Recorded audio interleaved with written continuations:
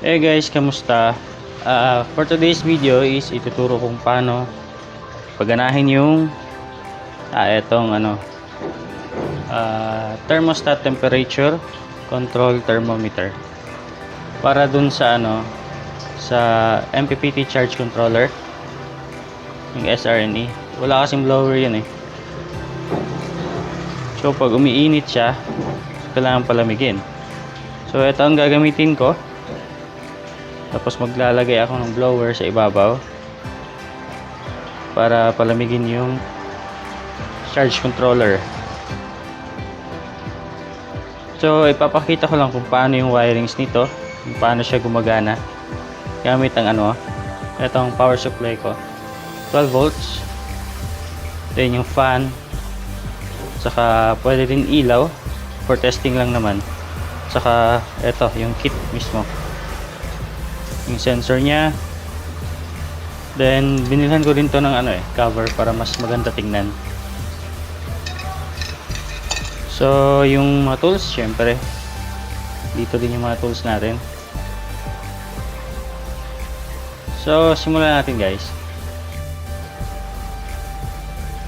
So start na tayo guys. Try muna natin paganahin tong tong controller gamit ang aking power supply, 12 volts power supply. Ito yun. Ito yung positive guys, yung may nakatali. So nawala na kasi yung mga alligator clip dito. So ganito na lang ginawa ko. Hindi pa ako nakabili. So try muna natin paandarin. Positive. May nakikita naman dito guys, medyo malayo na yung camera. Ewan ko kaya ba. Basta may nakasulat yun guys, naka-indicate yan positive, 12 volts, din yung ground, din yung negative. So sa kabila merong nakalagay, nakasulat na K0 at saka K1. So explain ko lang mamaya kung para sa inyo. Try mo natin paanda rin. So kailangan pala guys, pag paanda rin natin to is nakakabit na yung heat sensor nya. Kasi ninyo, yun, naka-display siya. So off ulit. Pag tinanggal ko to, pansin nyo, yan, so walang naka-display. So kailangan nakakabit siya guys. So ito yung itsura niya guys.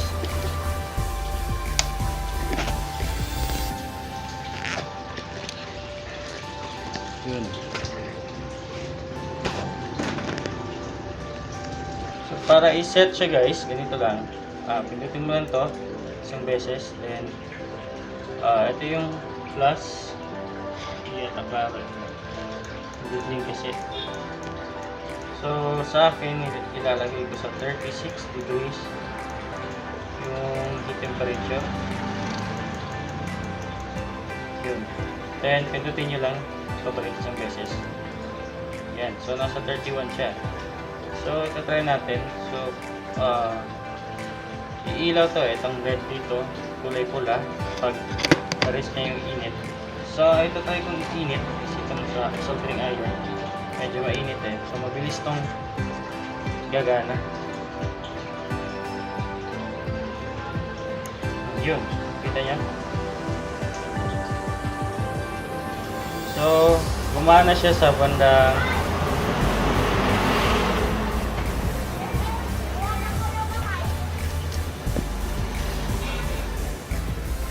gumana siya sa bandang 38. So parang plus 2 yung niya, set niya, yung sa set niya na degrees, plus 2. So antayin natin cool down temperature. So mawawala yung pula or bumaba na siya dun sa 36.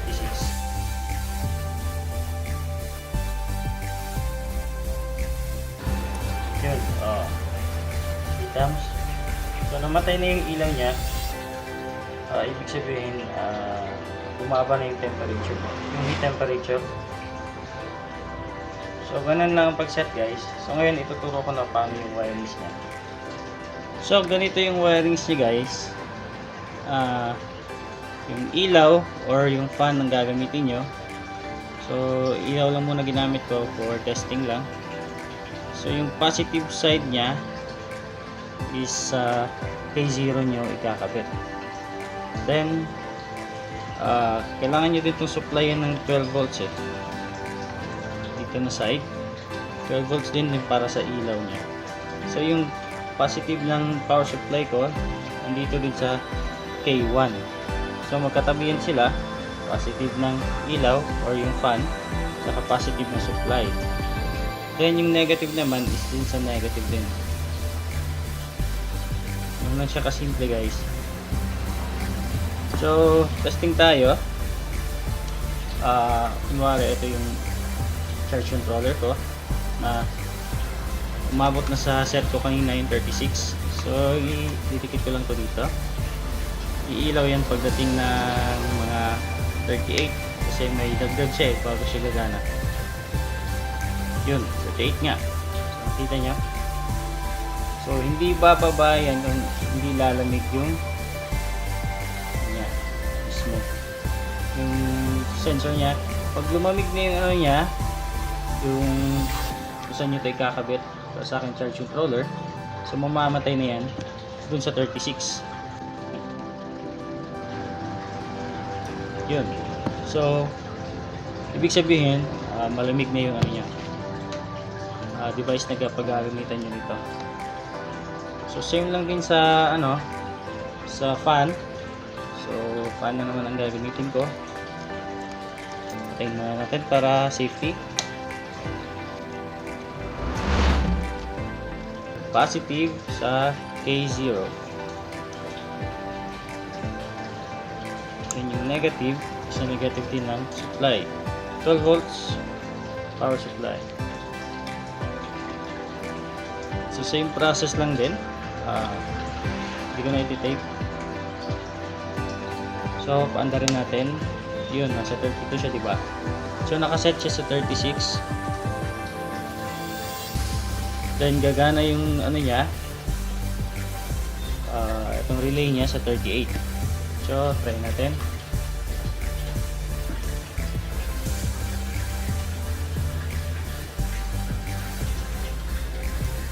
Yun, kumana na. So hindi mamamatay ito kung hindi lumalamig yung device na pagkakabitan nyo nito. Base dun sa sinet natin na degrees heat temperature, yung 36 degrees na heat temperature. So antayin nyo lang, mamatay yan.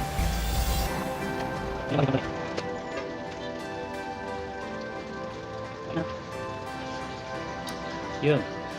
So namatay na. Ibig sabihin malamig na yung ano niya, device na pagkakabitan itong heat sensor. So ganun lang kadali guys. Thank you sa panonood. Huwag kalimutan yung click yung like and subscribe na rin kayo para sa iba nating tutorial videos. Thank you. So eto na siya guys. Nakakabit na sa sensor niya dito sa likod. So nilipat ko sa 36 yung temperature sa 34. Then pagdating ng 36 under to. Ayan, nasa 34 siya. So plus 2 siya. So 35. Tayo natin.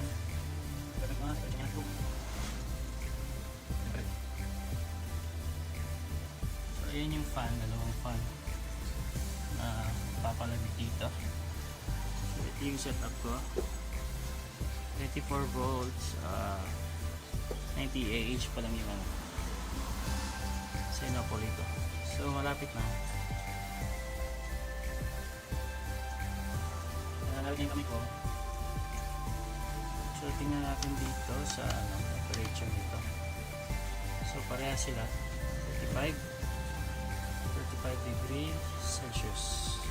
Tama ako pagbasa. So yun, 35.8. So pag 36 niyan, andar yan. Yun. Andar na.